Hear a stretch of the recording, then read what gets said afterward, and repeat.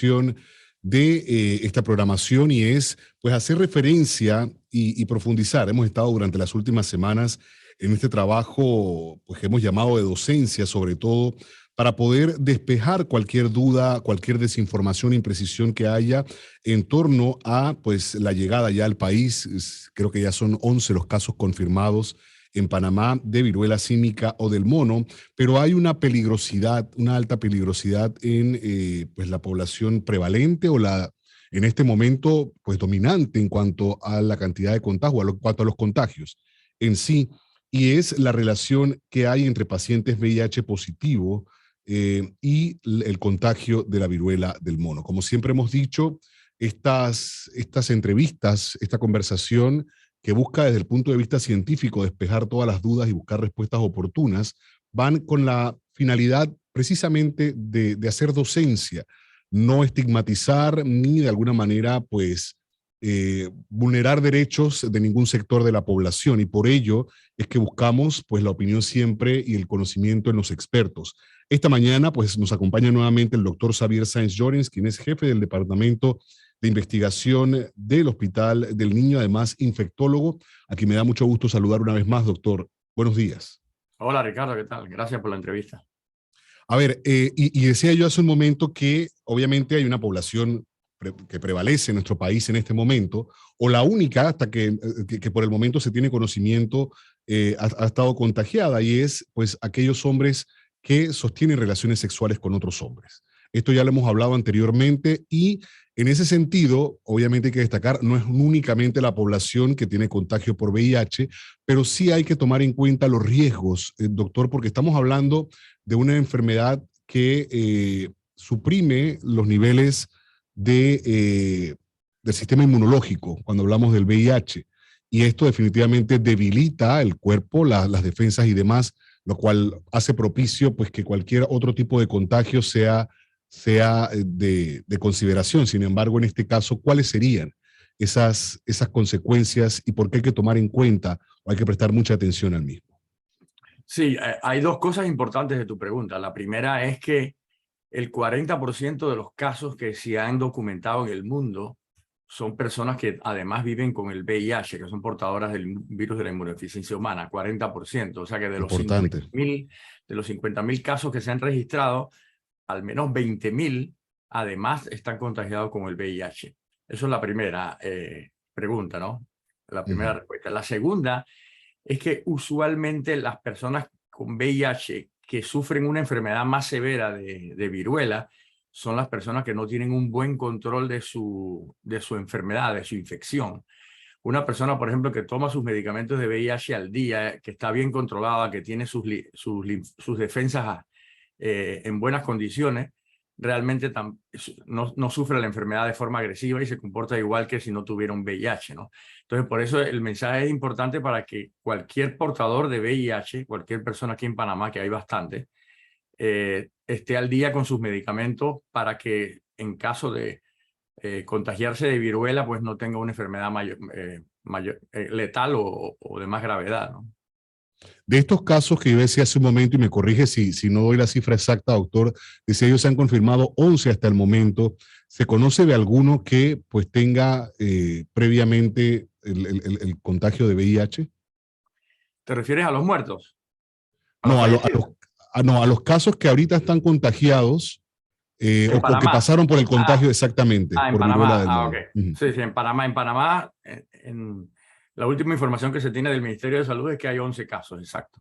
No se conoce, por lo menos yo no conozco, me imagino que el Ministerio de Salud maneja esa información de forma confidencial, pero no sé, yo no conozco la información de cuántos de esos 11 en Panamá además son portadores del VIH.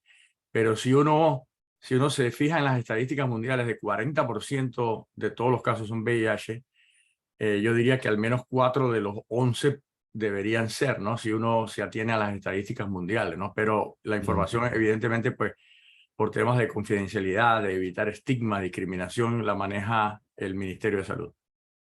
Ahora, además del tema del seguimiento y todo el protocolo que hay cuando se conoce acerca de los contagios, en el caso de que fuese, o se determinara que alguno tenga previamente VIH, esto sí requeriría alguna atención hospitalaria directa, porque hemos visto que muchos o algunos casos pues pueden llevar a recuperación domiciliaria, porque no requiere mayores atenciones a menos que se haya complicado. Sin embargo, en este caso, ¿esta prevalencia lo condicionaría? Ese es un buen punto. De hecho, si uno ve, por ejemplo, la gente que ha sido hospitalizada en el mundo, que es más o menos como el 8% de los casos, o sea que el 92% puede manejarse ambulatoriamente en su casa tranquilamente sin ningún inconveniente, ¿no? Pero los requisitos o lo que se está viendo de las razones para hospitalización son básicamente que la persona no tenga un adecuado aislamiento en casa y que pueda ser foco de contagio para los familiares en el entorno domiciliario, ¿no? Esa sería la principal razón. La segunda razón es que sufra de lo que llamamos nosotros una proctitis. Una proctitis es una inflamación del ano, en donde hay lesiones cutáneas dentro de la mucosa anal, y eso es extremadamente doloroso, tanto así que requiere hospitalización para que la persona reciba analgesia potente, incluso opiáceos tipo morfina, etc., ¿no? La tercera razón es que alguna de las lesiones cutáneas se haya infectado con bacterias que están comúnmente en la piel de todos nosotros. Y a veces eso produce abscesos que hay que drenar y hay que administrar antibióticos por las venas, ¿no? De forma potente, ¿no? Y la cuarta razón sería una persona VIH que no tenga la enfermedad bien controlada y que uno pueda presumir de que a lo mejor puede tener una viruela un poco más agresiva que en otras personas que están bien controladas, ¿no? Así que yo diría que esas serían las cuatro principales causas de hospitalización que estamos viendo a nivel mundial, pero que son apenas el 8%, o sea que realmente la mayoría se maneja ambulatoriamente, ¿no? Ahora, lo determinante aquí en estos casos en particular, cuando nos referimos a pacientes con VIH, es la medicación. O sea, el tener al día, obviamente, a ver, usted me corregirá, es el retroviral, triple terapia, el término que se utiliza. O sea, una persona que de alguna manera logre mantener sus niveles de defensa de forma óptima porque está siguiendo al pie de la letra el tratamiento. Así es, la terapia antirretroviral, que usualmente Uh son -huh, tres medicamentos en uno, ¿no? Lo que le llamamos la triple terapia. uh -huh.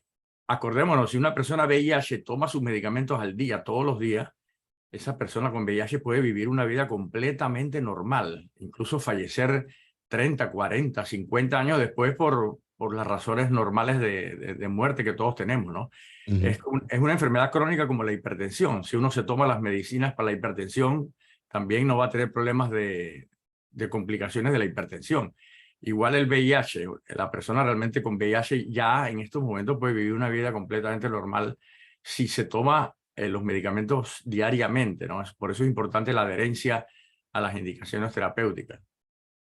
No está de más, doctor, antes de finalizar, el poder enviar esas recomendaciones que son importantes.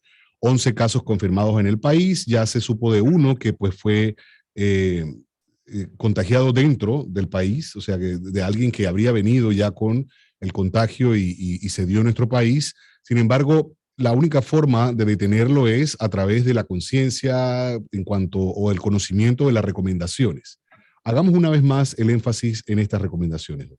Por supuesto, como la inmensa mayoría de casos ha ocurrido en hombres relativamente jóvenes, entre 20 y 50 años de edad, y que tienen sexo con otros hombres o que tienen contacto íntimo con otros hombres, porque no solamente es por actividad sexual, sino por contacto íntimo, la forma en que se contagia la viruela. De ahí que es importante no encasillar la viruela como una enfermedad de transmisión sexual, porque hay otras formas de contagio sin necesidad de que haya la relación sexual. Y el condón, por ejemplo, no es una herramienta eficiente para la prevención, ¿no? Entonces, como esta es la población básicamente blanco que se está viendo infectada en el mundo, las recomendaciones son básicamente disminuir la cantidad de parejas, sobre todo cantidad de parejas nuevas, desconocidas, disminuir la promiscuidad, ¿no? Con ese solo cambio de conducta se puede lograr realmente la prevención de la enfermedad y posteriormente, pues si ya el país tiene la vacuna, pues se pudiera incluso perfeccionar la prevención, ¿no? Dando la vacuna a los contactos íntimos de casos para que no desarrollen la enfermedad. Pero lo importante es que los que estén infectados revelen la información de sus contactos de forma privada a las autoridades de salud para que haya una buena trazabilidad de los contactos y se pueda dar orientaciones preventivas, ¿no? Y en este sentido, un llamado tanto a la comunidad sanitaria del país como a la sociedad en general de no estigmatizar a estas personas, de no poner etiquetas morales ni hacer juicios de valor. Simplemente en salud lo que nosotros estamos enfocados es en la prevención de las enfermedades, ¿no? Nos interesan más que nada las conductas de riesgo para poder enfrentar la enfermedad y cortar la cadena de transmisión, ¿no? Importante entonces esa recomendación y ese llamado también a la conciencia de cada una de las personas. Doctor, muchísimas gracias, como siempre, la disposición y la oportunidad de enviar las explicaciones, las respuestas oportunas a la población en torno ahora a este tema de la viruela símica o del mono. Muchísimas gracias, buen día. Un abrazo a todos los escuchas tuyos.